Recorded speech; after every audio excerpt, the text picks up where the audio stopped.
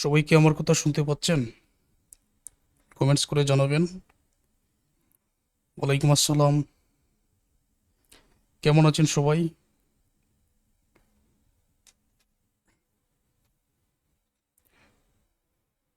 তোমাদের ফর্ম পূরণের তারিখ তো প্রকাশিত হয়ে গেছে। তো আগে থেকে তোমাদের প্রতিটি গাণিতিক বই মানে প্রিন্সিপালস অফ অ্যাকাউন্টিং আর প্রিন্সিপালস অফ ফিনান্সের সম্পূর্ণ বইয়ের সকল অধ্যায়ের রেকর্ডেড ক্লাসগুলো অলরেডি দেওয়া আছে। তোমাদের কোর্সে বা গুগল ড্রাইভেই পেয়ে যাবে। সম্পূর্ণ বইয়েরই আছে। এগুলা দেখে ভালো প্রস্তুতি নিতে পারো। তারপরেও আমার একটা ইচ্ছা যে একেবারে তোমার ফাইনাল পরীক্ষার আগ পর্যন্ত ক্লাসগুলো আমি লাইভে নিব। তো লাইভে লাইভে নিলে তুমি আমাকে একটা প্রশ্ন করতে পারবে, সহজে বুঝতে পারবে। এই জন্য ধারাবাহিক লাইভ ক্লাসগুলো নিচ্ছে। আচ্ছা, ঠিক আছে, শোনা যাচ্ছে? ওকে, আশা করি সবাই ভালো আছেন। আর ধারাবাহিক ক্লাসগুলো কিন্তু দেখতে হবে, একটা ক্লাসও মিস করা যাবে না। আলহামদুলিল্লাহ, আমিও ভালো আছি। তো আমি আলোচনা শুরু করছি, কারণ অনেক শিক্ষার্থীরা ক্লাসগুলো রেকর্ডেড দেখবেন পরবর্তীতে, তো তাদের যাতে সময়টা বেঁচে যায়। ওকে, আরেকটা কথা বলছি যে এই মুহূর্তে তোমাদের সহপাঠী যারা আছে তাদেরকে আমার হোয়াটসঅ্যাপ নাম্বার দিয়ে দিও। এখনো সময় আছে, অনেক সময় আছে। তারা অল্প সময়ে আমার কোর্স করে ভালো প্রস্তুতি নিতে পারবে। তাহলে শুরু করছি আমি লাইভ ক্লাস। 6 নম্বর class, principles of accounting, BBA BBS first year, the accounting process, journal, ledger, trial ব্যালেন্সের এমন একটা অঙ্ক যে এর চেয়ে কঠিন অঙ্ক আর হতে পারে না। আর এটার সমাধান যারা বুঝতে পারবে তারা 10 মার্কস পরীক্ষায় নিশ্চিত পেয়ে যাবে। আগের ক্লাস মানে লাইভ ক্লাস নাম্বার 5, এটাতে তো জার্নাল, লেডজার, ট্রায়াল ব্যালেন্সের একটা অঙ্কের সমাধান বুঝিয়ে দিয়েছে। আর বর্তমান ক্লাসে আমি আরও একটা অঙ্কের সমাধান বুঝিয়ে দিচ্ছি, মানে এর চেয়ে কঠিন অঙ্ক আর তোমাদের আসবে না।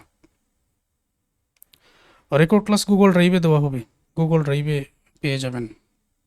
আচ্ছা, তোমাদের পরবর্তী প্রশ্নগুলো আমি আলোচনা পরে উত্তর দিচ্ছি, আপাতত ক্লাসগুলো বোঝাই। এই অঙ্কটা যদি তোমরা বুঝতে পারো, সুতরাং মনোযোগ দিয়েই ক্লাসটা করো। তো প্রবলেম 10, এর আগে আমরা এই চ্যাপ্টারের 9টা অঙ্কের সমাধান করেছি। আমার একটা ক্লাসও টান দিয়ে দেখা যাবে না, 1 সেকেন্ডও টানা যাবে না। ধারাবাহিক ধৈর্য ধরে ক্লাসগুলো দেখো। তো আমি একটু বড় করে দেখাচ্ছি যাতে পরিষ্কার দেখা যায়। আর তোমরা চেষ্টা চেষ্টা করো ক্লাসটা একেবারে ফুল স্ক্রিন করে দেখার। কি কি বলা হয়েছে এই জায়গায়? দি ফিনান্সিয়া স্টেবল, আচ্ছা, owned by Mr. Nahid had the following balance sheet on June 30, 2023। Financial স্টেবলই হবে, বা ফিনান্সিয়াল স্টেবল যাই থাকুক না কেন। ব্যালেন্স শিট জুনের 30 তারিখ 2023 সালে। এখন এই জায়গায় দেখা যাচ্ছে একটা ব্যালেন্স শিট দেওয়া আছে। আমরা এখন পর্যন্ত চ্যাপ্টার দি অ্যাকাউন্টিং প্রসেসের 6 নম্বর লাইভ ক্লাসে 10 নম্বর অঙ্কের সমাধান বোঝাচ্ছি। এই চ্যাপ্টারে তো ব্যালেন্স শিট দেওয়ার কোনো কথা না। তাহলে জানা প্রয়োজন যে এই ব্যালেন্স শিটটা আসলে কি, কেন দেওয়া হয়েছে। এবং শেষের দিকে যে প্রশ্ন করা হয়েছে 1 নম্বর, prepare the journal entries to record the transaction for July 23, post the journal entries to ledger account after entering the beginning balance of those accounts. এই হিসাবগুলোর বিগিনিং ব্যালেন্স হিসাবে অন্তর্ভুক্ত করে লেডজার তৈরি করো। আর 3 নম্বরে ট্রায়াল ব্যালেন্স তৈরি করো। এখন আমার ক্লাস সম্পূর্ণ যদি তুমি দেখতে পারো তাহলে বুঝবেন না এরকম শিক্ষার্থী পাওয়া যাবে না, সবাই বুঝবেন, না বোঝার কোনো কারণ নেই। তাহলে আমি আলোচনা শুরু করি। আর বোঝানোর জন্য যতটুকু সময় প্রয়োজন আমাকে একটু সময় দাও। দেখো, আমি তোমাদের বেসিকটা বোঝাই। ব্যালেন্স শিট কখন তৈরি করা হয় তোমরা ভালো করেই জানো। ছোট বড় যে কোনো ব্যবসা প্রতিষ্ঠানে হিসাব রাখার জন্য প্রথমে লেনদেনগুলো বাছাই করা হয়, ট্রানজ্যাকশন। আচ্ছা, প্রথমে লেনদেন বাছাই করা হয়, লেনদেন থেকে জাবেদা দাখিলায় রূপান্তর করা হয়। যেরকমভাবে এখানে বলা হয়েছে জাবেদা দাখিলা তৈরি করো। জার্নাল বা জাবেদা দাখিলা থেকে খতিয়ান তৈরি করা হয়, আর খতিয়ান থেকে ট্রায়াল ব্যালেন্স বা রেওয়ামিল তৈরি করা হয়। ক্লাসটা একেবারে ফুল স্ক্রিন করে দেখো। খতিয়ান থেকে ট্রায়াল ব্যালেন্স অথবা রেওয়ামিল তৈরি করা হয়। এখন রেওয়ামিল পরে কি তৈরি করা হয় এগুলো তো জানার প্রয়োজন আছে। প্রথমে লেনদেনগুলোকে জাবেদা দাখিলা, জাবেদা থেকে খতিয়ান, খতিয়ান থেকে রেওয়ামিল, রেওয়ামিল পরে সমন্বিত দাখিলা অ্যাডজাস্টিং এন্ট্রিস, তারপরে ওয়ার্কশিট, এটা করা যায়। এই রকম এক সময় ফিনান্সিয়াল স্টেটমেন্ট তৈরি করতে হয়।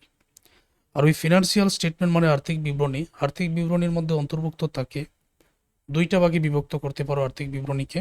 একটা হলো, আমি এখানে লিখে নেই, এটা বোঝানোর প্রয়োজন আছে। একটা হলো ইনকাম স্টেটমেন্ট, আরেকটা হলো ব্যালেন্স শিট।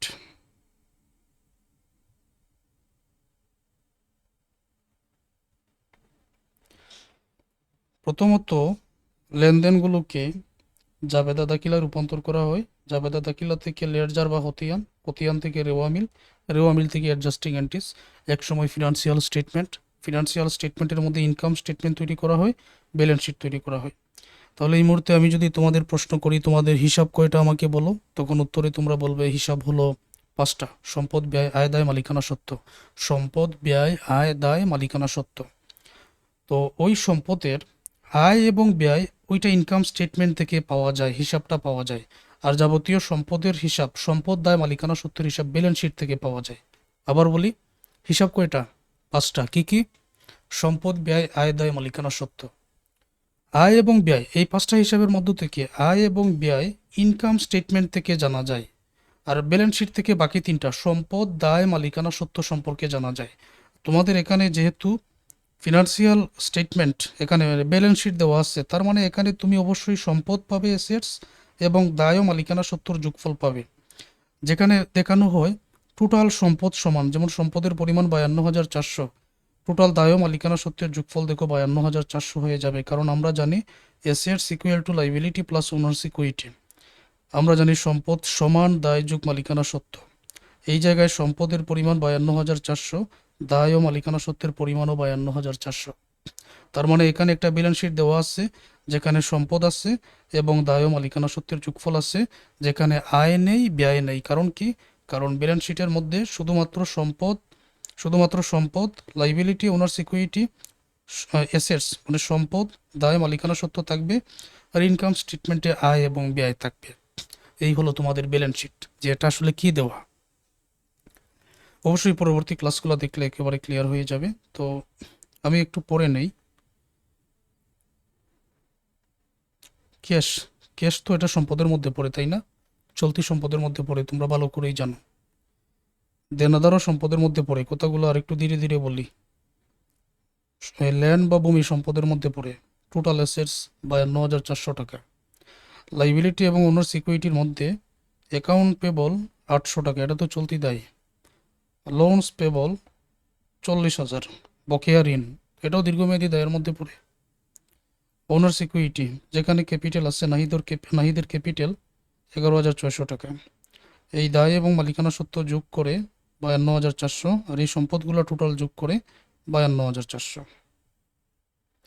আচ্ছা, তারপরে এটা কিন্তু জুনের 30 তারিখে, আর এখানে দেওয়া হয়েছে জুলাই মাসের লেনদেনগুলো, যেখানে জুলাই 1 তারিখ থেকে শুরু।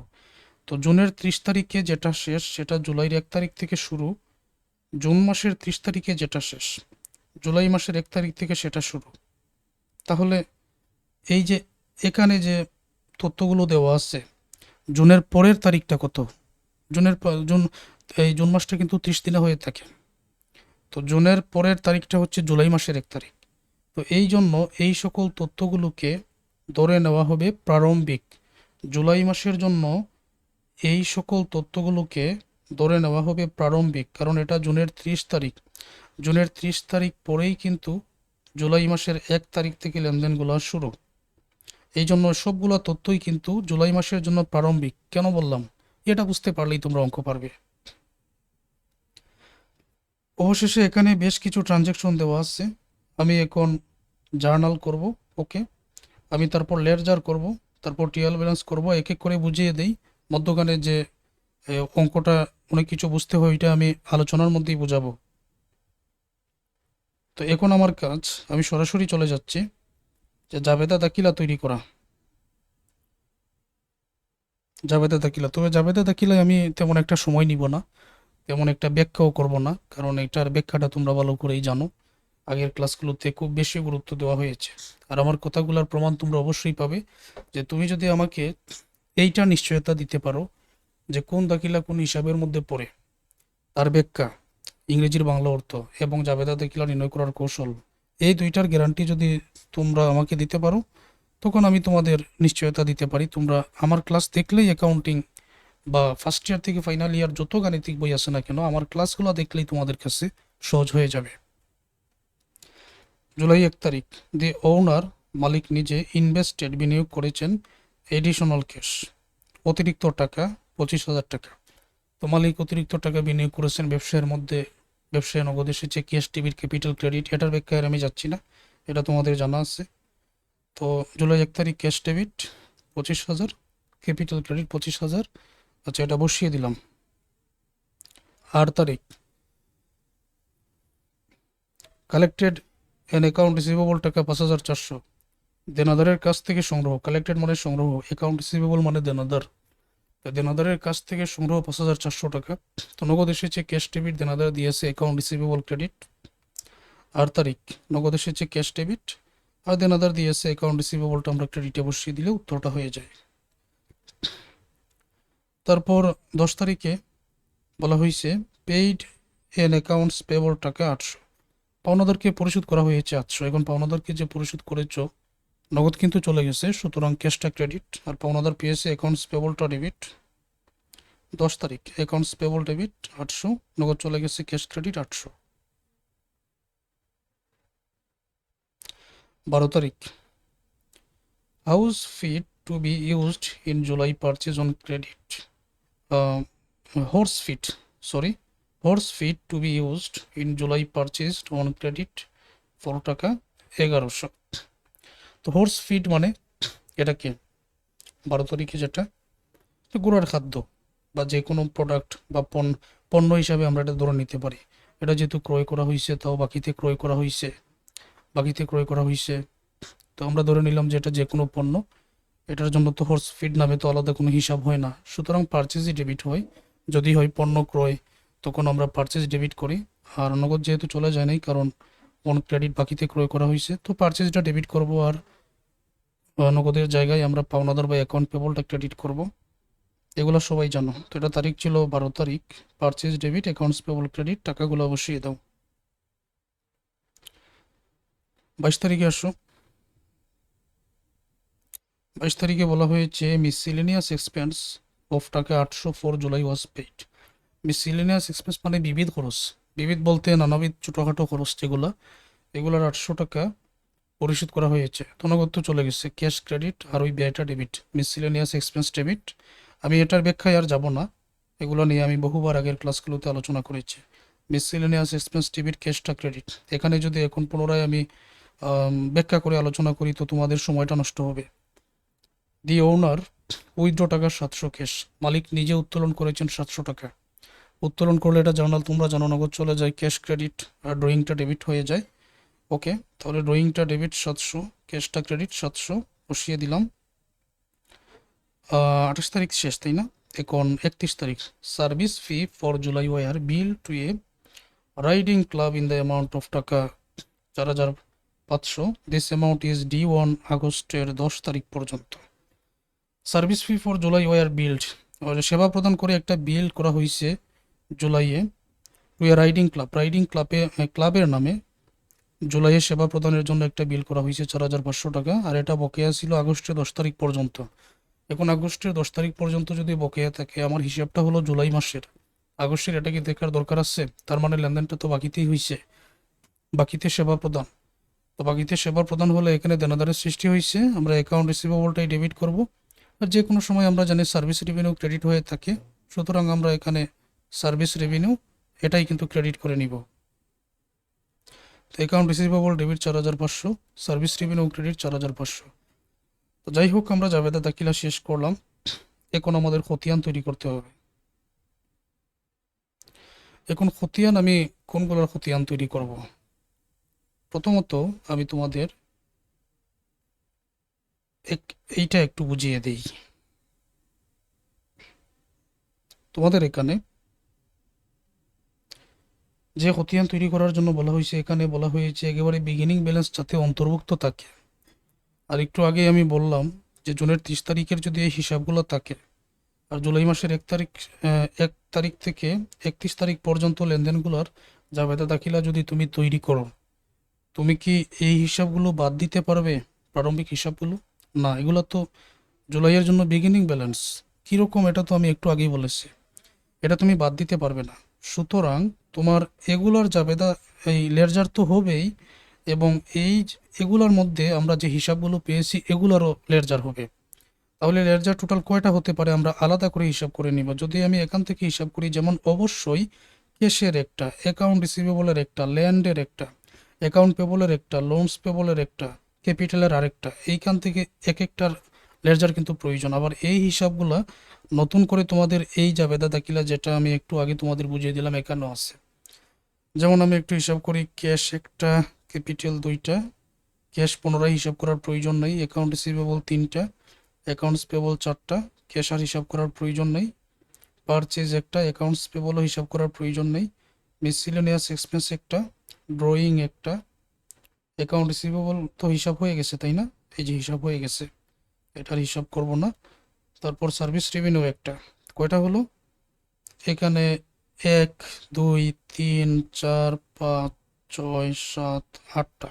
এখন এগুলোর মধ্য থেকে কিছু আবার এখানেও দেওয়া আছে। যেমন আমি যদি দেখি আমার এই অঙ্কটার মধ্যে ক্যাশ তো দেওয়াই আছে, ওইটা অন্তর্ভুক্ত হয়ে যাবে। অ্যাকাউন্ট রিসিভেবল দেওয়া আছে কিন্তু ল্যান্ড দেওয়া নেই, ল্যান্ডের হিসাবটা আলাদা করে বাইর করতে হবে। আচ্ছা, অ্যাকাউন্টস পেবল তো দেওয়া আছে কিন্তু লোনস পেবল দেওয়া নেই, এটার হিসাবটা আলাদা করে বাইর করতে হবে। ওকে, আর ক্যাপিটাল তো অঙ্কের মধ্যে দেওয়া আছে। ওই 8টা, এখানে পেলাম ল্যান্ড একটা, আর এখানে পেলাম লোনস পেবল আরেকটা। আমার কথা হলো সবগুলো হিসাবেরই লেরজার করতে হবে, যত হিসাব আছে। এখানে ক্যাশ আর অ্যাকাউন্ট রিসিভেবল এটা তো নতুন জার্নালেও আছে, অ্যাকাউন্টস পেবল এটাও আছে, ক্যাপিটালও আছে, শুধুমাত্র ল্যান্ড নেই আর লোনস পেবল নেই। তো এই দুইটো আলাদা করে খতিয়ান তৈরি করতে হবে। 8টা এবং 2টা টোটাল পেলাম আমি 10টা। সুতরাং তো এখানে 10টা হিসাবটা ঠিক আছে আমার, cash, capital, account receivable, accounts payable, purchase, miscellaneous, drawing, service revenue, loans payable, land নামে, মানে 10টা খতিয়ান। আশা করি আমি বুঝতেই পেরেছ যেটা আসলে কিভাবে তৈরি করতে হয়। আচ্ছা, এখন এই অঙ্কটা বোঝানোর জন্য ক্লাস তোমরা একেবারে ফুল স্ক্রিন করে দেখো। কারো কোনো কোয়েশন থাকলে কমেন্ট করে রাখবেন, আমি আলোচনা করার পরে উত্তরটা দিব। এখন খতিয়ান তৈরি করতে হবে। তো যেহেতু আগের ক্লাসটাও আমার খতিয়ানেরই ছিল, আগের যে ক্লাস আমি ওই ক্লাসও আলোচনা করেছি যেহেতু, তো আমি আশা করব এখন সবাই বুঝতে পারবেন। আমি শুরুতে ক্যাশের খতিয়ানটাই করব। ক্লাস একেবারে ফুল স্ক্রিন করে দেখো, তার প্রয়োজনে আমি আরেকটু বড় করে, এটা আরেকটু বড় করে নিচ্ছি। ওকে, ক্যাশের খতিয়ান, date, account titles, reference, debit credit, debit credit. Okay, এখন ক্যাশের খতিয়ান যেহেতু করতেছি, দেখতে হবে ক্যাশ কোথায় কোথায় আছে। তো কোথায় কোথায় আছে দেখার জন্য শুরুতে দেখো প্রারম্ভিকের যে ব্যালেন্স শিট আছে ওইটার মধ্যে ক্যাশ আছে কিনা। এই তো ক্যাশ আছে, কত টাকা, 7,000 টাকা। ডেবিট না ক্রেডিটে বসাবে। এখন আমার প্রশ্ন হলো তোমাদের কাছে, যে তুমি যে রেওয়া মিলে বসাও, সম্পদ এবং ব্যয় রেওয়া মিলে ডেবিট না ক্রেডিট? তুমি বলবে ডেবিট, তার মানে এখানেও ডেবিটে বসাবে। আয়দায় মালিকানা সূত্র রেওয়া মিলের ডেবিট না ক্রেডিট? তুমি বলবে ক্রেডিট, তাহলে আয়দায় মালিকানা সূত্র যতটা এটা এখানেও তুমি ক্রেডিট বসাবে, আর সম্পদ যতটা সেটা এখানেই তুমি ডেবিট বসাবে। তো এটা নিয়ে চিন্তার কোনো কারণ নেই। ক্যাশের আছে 7,000, তো এইটা তুমি ব্যালেন্স নামে ডেবিটে বসিয়ে দাও, কারণ এটা সম্পদ। কিভাবে? এই যে দেখো, ক্যাশের খতিয়ান করতেছি এই মুহূর্তে।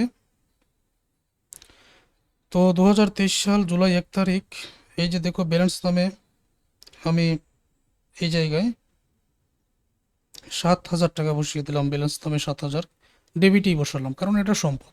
আবার যদি এটা দায়, মালিকানা সত্ত্ব, আয় এগুলা হতো, তখন আমি এটা ক্রেডিটে বসিয়ে দিতাম, এই দিকে লিখে দিতাম।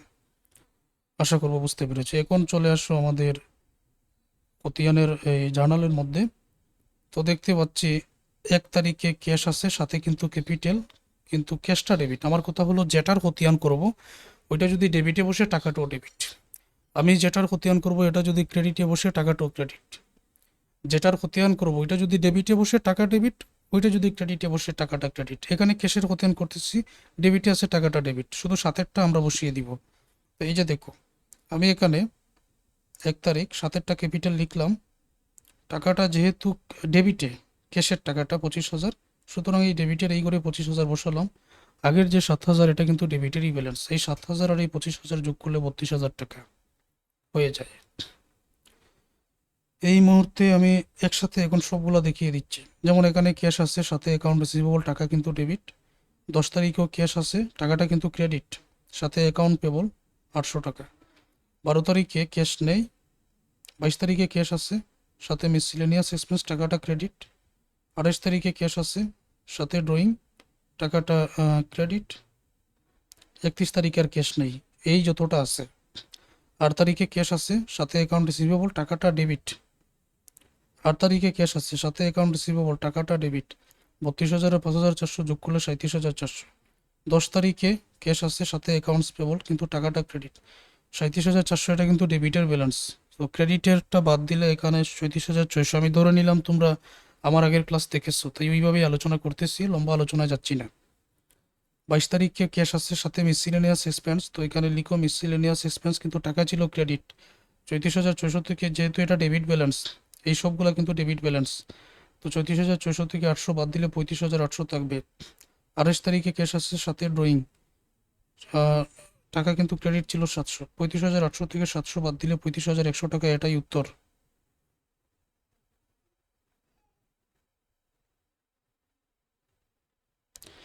আচ্ছা, তাহলে ক্যাশের খতিয়ানটা আমি শেষ করলাম, এখন আমি ক্যাপিটালের খতিয়ানটা এটাই করব। তো তোমরা একটু লক্ষ্য করো, একেবারে সবার উপরে চলে যাব। ব্যালেন্স শিটে কি ক্যাপিটাল আছে? এই তো ক্যাপিটাল আছে, 11,600। কোথায় বসাবে? অবশ্যই ক্রেডিটে বসাবে, কারণ এটা তো এমনিতেই ক্রেডিটের আওয়ামিলের বসে। আচ্ছা, জাবেদার মধ্যে কি কোনো ক্যাপিটাল আছে? 1 তারিখে শুধুমাত্র। ক্যাপিটালটা কিন্তু ক্রেডিট, সাথে আছে ক্যাশ, তাই না? তো ক্যাশ তুমি লিখবে, কিন্তু ক্যাপিটালের খতিয়ান যেহেতু করতেছো, এটা ক্রেডিট আছে, টাকাটা ক্রেডিটে বসাবে। আবারও বলছি, যেটা ক্রেডিট মানে যেটার খতিয়ান করবো ওইটা ক্রেডিট হলে টাকাটা ক্রেডিট, যেটার খতিয়ান করতেছি ওইটা যদি ডেবিট হয় টাকাটা ডেবিট। ক্যাপিটাল 1 তারিখের যে ব্যালেন্স, ওইটা ব্যালেন্স নামে আগেই ক্রেডিটে বসিয়ে দাও 11,600। আর নতুন লেনদেনে যে এই ক্যাশ আছে, সাথে কিন্তু ক্যাশ ক্যাপিটালের, ওইটাও কিন্তু ক্রেডিট। এটা ছিল ক্যাশ ডেবিট ক্যাপিটাল ক্রেডিট। ক্যাপিটালের খতিয়ান যেহেতু করতেছি, সুতরাং আমি এখানে ক্যাপিটাল ক্রেডিট, যেহেতু টাকাটা ক্রেডিটে বসাবো। আগের 11,600টা কিন্তু ক্রেডিটের টাকা, আর নতুন 25,000 যোগ করে দিলে 34,600, এটাও ক্রেডিটের টাকা। আশা করবো এটা তোমাদের জন্য সহজ হয়ে গেছে। এখন পরে দেখা যাচ্ছে অ্যাকাউন্ট রিসিভেবলের খতিয়ান করেছে, তুমি চাইলে আগে পরে যে কোনোটার খতিয়ান করতে পারো, কোনো সমস্যা নেই। তো একবার আমি দেখিয়ে দিই কোথায় কি আছে। এ জাতীয় অঙ্ক ভালো করে লক্ষ্য রাখতে হবে, আমি যেভাবে খুঁজে বাইর করি, এই কৌশলটা মনে রেখো। সরাসরি ব্যালেন্স শিটে চলে গেলাম। আর এই মুহূর্তে কোনটার জন্য ছিল? অ্যাকাউন্ট রিসিভেবলের। ওকে, অ্যাকাউন্ট রিসিভেবল এখানে দেখা যাচ্ছে ব্যালেন্স আছে 5,400, না কত টাকা অ্যাকাউন্ট রিসিভেবলের ব্যালেন্সটা? হ্যাঁ, 5,400 টাকাই। তারপর আমি এখন নতুন লেনদেনে যাই। আমি এখানে দেখতে পাচ্ছি 8 তারিখে একটা অ্যাকাউন্ট রিসিভেবল আছে, সাথে ক্যাশ, কিন্তু অ্যাকাউন্ট রিসিভেবল ক্রেডিট। ওকে, 8 তারিখ পরে 10 তারিখেও নেই, 12 তারিখেও নেই, 22 তারিখেও নেই, 28 তারিখেও নেই। 31 তারিখে আবার অ্যাকাউন্ট রিসিভেবল আছে, সাথে সার্ভিস রিমেনও, কিন্তু অ্যাকাউন্ট রিসিভেবলটা ডেবিট 4,500। ওই ডেবিট ক্রেডিট অনুযায়ী দেখো আমি এটা কিভাবে করলাম। আমি এখানে অ্যাকাউন্ট রিসিভেবল ব্যালেন্স শিটে যেটা দেওয়া আছে, ওই ব্যালেন্সটা প্রথমে ডেবিটে লিখে নিলাম 5,400। এটা যেহেতু সম্পদ, সুতরাং এটা তো ডেবিটই হবে, তাই না? তারপর 8 তারিখে একটা ছিল, সাথে ছিল ক্যাশ, কিন্তু অ্যাকাউন্ট রিসিভেবলটা ক্রেডিট থাকার কারণে ক্রেডিটের টাকাটা। আর 5,400 যেহেতু আগে ডেবিটের টাকা, তো ডেবিট 5,400 থেকে ক্রেডিট 5,400 বাদ দিলে কোনো টাকাই থাকবে না, এই জন্য এখানে শূন্য।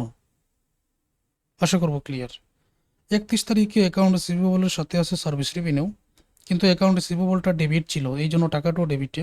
আগের ব্যালেন্সে কোনো টাকাই নেই, আর এটা যেহেতু ডেবিট ব্যালেন্স তাই ডেবিটই 4,500 বসিয়ে দিলাম।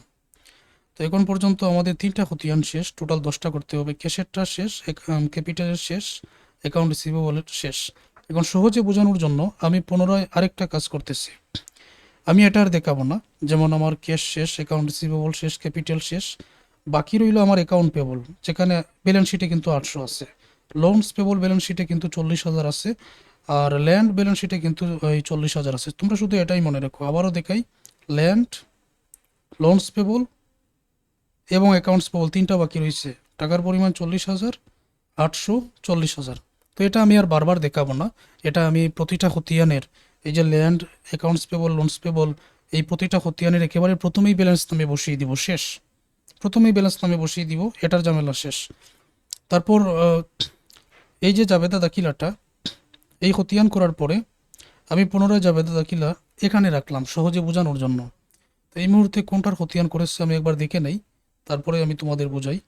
এই মুহূর্তে খতিয়ান করেছে অ্যাকাউন্টস পেবল, তারপর পারচেস, মিসেলেনিয়াস এক্সপেন্স আর ড্রয়িং। ওকে, তো অ্যাকাউন্টস পেবল নামে আমার যতটুকু মনে হয়, অ্যাকাউন্টস পেবল নামে আমাদের ব্যালেন্সে একটা আছে 800 টাকা, ওইটা নিব। এখন তারিখগুলো দেখি, অ্যাকাউন্টস পেবলটার কত তারিখে আছে এটা আমরা একটু দেখি। আমি এখানে দেখতে পাচ্ছি 10 তারিখে আছে। এই যে 10 তারিখে অ্যাকাউন্টস পেবল, সাথে কিন্তু ক্যাশ, কিন্তু অ্যাকাউন্টস পেবল ডেবিট। তারপর আমি দেখতে পাচ্ছি 12 তারিখে অ্যাকাউন্টস পেবল আছে, সাথে পারচেস, কিন্তু অ্যাকাউন্টস পেবল ক্রেডিট। আর কোনো তারিখে অ্যাকাউন্টস পেবলটা নেই। অ্যাকাউন্টস পেবল শুরুতেই ব্যালেন্স শিটের টাকাটা ব্যালেন্স নামে ক্রেডিট করে দাও। কেন? পাওনাদার তো এটা দায়ের মধ্যেই পড়ে, তো এটা ক্রেডিট হবে না তো কোথায় যাবে? অবশ্যই ক্রেডিট। 10 তারিখে অ্যাকাউন্টস পেবলের সাথে ছিল ক্যাশ, কিন্তু অ্যাকাউন্টস পেবল এটা কিন্তু ডেবিট ছিল, তাই টাকাটা ডেবিটে।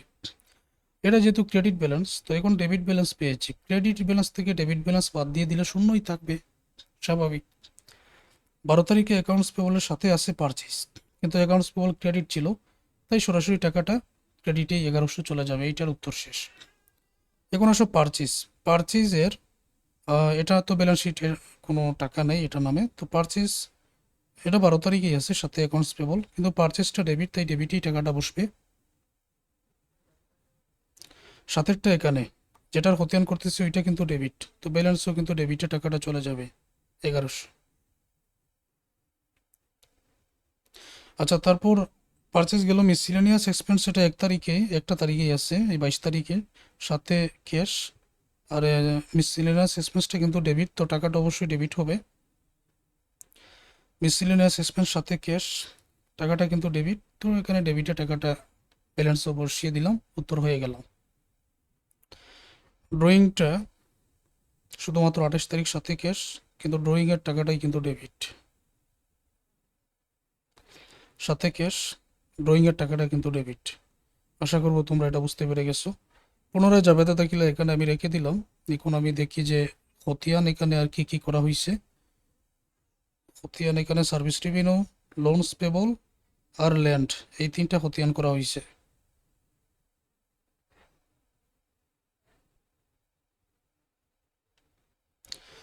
সার্ভিস রেভিনিউ, লোনস পেবল এবং ল্যান্ড, এই 3টা খতিয়ান বাকি রয়েছে। তো সার্ভিস রেভিনিউ এটা নামে তো কোনো তথ্য ব্যালেন্স শিটেও ছিল না। ওকে, শুধুমাত্র আমি দেখতে পাচ্ছি 31 তারিখেই আছে, সাথে আছে অ্যাকাউন্ট রিসিভেবল, কিন্তু সার্ভিস রেভিনিউটা ক্রেডিট।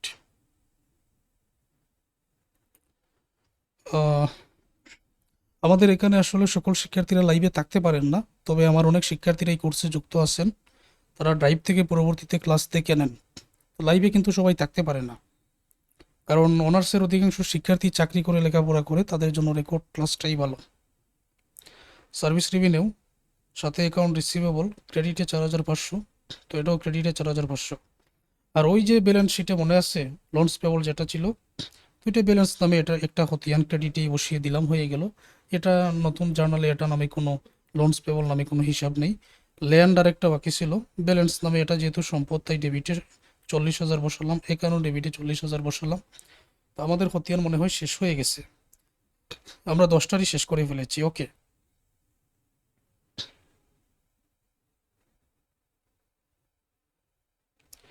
এই ছিল আমাদের প্রশ্নটা। জাবেদা দাখিলা করলাম, জার্নাল করলাম, ঠিক আছে, খতিয়ানও করলাম, এখন রেওয়ামিল তৈরি করলে উত্তর শেষ। আর এই যে আমি 2টা ক্লাস নিচ্ছি খতিয়ান থেকে, আমি গ্যারান্টি দিব তোমাদের যে এই 2টার ভিতর থেকে তোমাদের একটা নিয়মের অঙ্ক পরীক্ষায় থাকবে 10 মার্কসের, হয়ে মনে করো তুমি পেয়ে গেছো। আমার দীর্ঘ অভিজ্ঞতা থেকে আমি বলছি, পেয়ে গেছো। অ্যাকাউন্টিং যারা কঠিন বলেন তাদেরকে আমার কিছু বলার নেই, যে আমার ক্লাস দেখলেই কিন্তু এটা সহজ হয়ে যাবে, সহজ হওয়ারই কথা। আচ্ছা, এখন ক্যাশের উত্তর পেয়েছি 35,100 টাকা, এটা আবার সম্পদ। ক্যাপিটালের উত্তর পেয়েছি 34,600 টাকা, এটা মালিকানা সত্ত্ব। অ্যাকাউন্ট রিসিভেবলের উত্তর পেয়েছি 4,500 টাকা, এটা সম্পদ। তারপরের খতিয়ান অ্যাকাউন্টস পেবলের উত্তর পেয়েছি 1,100 টাকা, এটা দায়। পরের খতিয়ান পারচেজের উত্তর পেয়েছি 1,100 টাকা, এটা হলো ব্যয়।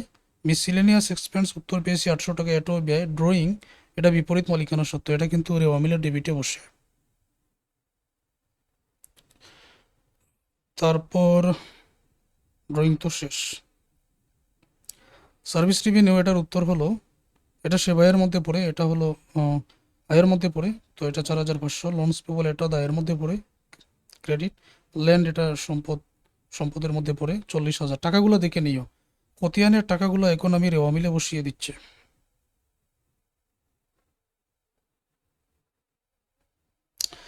আমি আবারও বলছি, তোমাদের সম্পূর্ণ বইয়ের ক্লাস অলরেডি দেওয়া আছে, যেগুলো রেকর্ডেড ক্লাস। এখন আমি লাইভ ক্লাস নিচ্ছি যাতে তোমরা সহজে বুঝো, আমাকে যে কোনো একটা প্রশ্ন জিজ্ঞেস করতে পারো, এই জন্য। এখন আমি যতটা খতিয়ান তৈরি করলাম, প্রায় 1 থেকে 10টাই এখানে ডেবিট এবং ক্রেডিটে বসাবো। 5টা হিসাবের মধ্য থেকে তোমরা তো জানো, সম্পদ এবং ব্যয় রেওয়ামিলের ডেবিটে, আয়দায় মালিকানা সত্ত্ব রেওয়ামিলের ক্রেডিটে, এটা তো ভালো করেই জানো।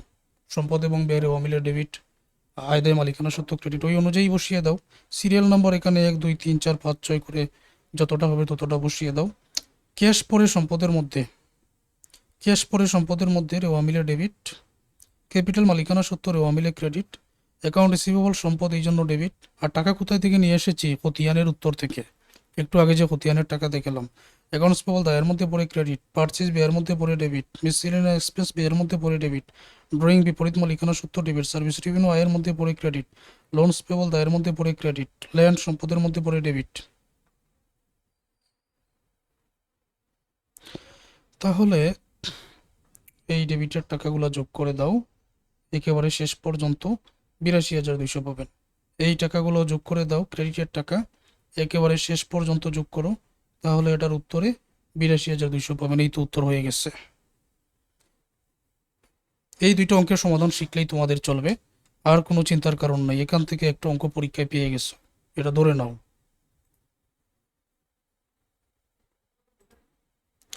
তোমাদের সহপাঠী যারা আছেন, তোমাদের কাছে আমার বিশেষ দাবি, আমার পুরো আত্মবিশ্বাস আছে এবং আমার দীর্ঘ অভিজ্ঞতা থেকে আমার ক্লাস শিক্ষার্থীরা বুঝে, তোমাদের সহপাঠী যারা আছে তাদেরকে তোমরা একটু পরামর্শ দিবেন, তারাও যাতে আমার কোর্সে যুক্ত হয়, কারণ এখানে আমি কোর্স ফি কম নিচ্ছি। আমি চাই সকল শিক্ষার্থীরাই আমার ক্লাস করুক। এত বেশি টাকা পয়সার আমার প্রয়োজন নেই, আমি শুধু এতটুকুই চাই সকল শিক্ষার্থীরা ক্লাস করুক। তো তাদেরকে পরামর্শ দিবেন, আমার হোয়াটসঅ্যাপ নাম্বার দিয়ে দিবেন। আচ্ছা, এখানে তোমাদের যে কোয়েশ্চেনগুলো আছে, রাফসান প্রশ্ন করেছেন রেকর্ড ক্লাস কোথায় পাওয়া যাবে? ড্রাইভে দিয়ে দিব আমি, ক্লাসের পরে গুগল ড্রাইভে চেক করবে, পেয়ে যাবেন। ধারাবাহিক ক্লাসের মধ্যে রেকটিফাই জার্নালের একটা ক্লাস আমি নিব, যাতে পার্ট বিতে কমন হয়ে যায়। আর থিওরির জন্য কি করবেন, আমি দ্রুত একটা ক্লাস দিব, পেয়ে যাবেন। থিওরি এগুলো নিজেকে পড়তে হবে, কোথাও থেকে শর্ট সাজেশন সংগ্রহ করার প্রয়োজন নাই। রিয়াদুল ইসলাম চিটাগাং থেকে যুক্ত আছেন, ওকে, ধন্যবাদ সবাইকে। তো আজকে আমার এই ক্লাসটা এই পর্যন্তই থাক। ধন্যবাদ আশিক, আগামী ক্লাসে ইনশাল্লাহ দেখা হবে। হ্যাঁ হ্যাঁ হ্যাঁ, এটা একটা এটা একটা অভিজ্ঞতা, ঠিক আছে, এটা একটা অভিজ্ঞতা যে কিভাবে আলোচনা করলে শিক্ষার্থীরা সহজে বুঝবে, এটা একটা অভিজ্ঞতার ফল, যে কোনটার পরে কোনটা আলোচনা করলে সহজে বোঝা যায়, শিক্ষার্থীরা পারবে। ওকে, আজকে এই পর্যন্ত, সবাই ভালো থাকবেন। ড্রাইভের ওই যে চ্যাপ্টারের নাম দ্য অ্যাকাউন্টিং প্রসেস, ওই চ্যাপ্টারে দেখবেন যে লাইভ ক্লাসে 1 2 3 4 এরকম করে দেওয়া আছে, ওইখানেই পেয়ে যাবেন। ড্রাইভে একবার চেক করবেন।